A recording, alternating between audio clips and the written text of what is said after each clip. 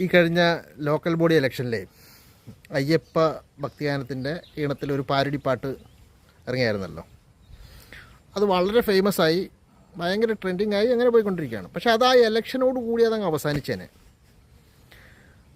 അതിലൊരു ചാൻസ്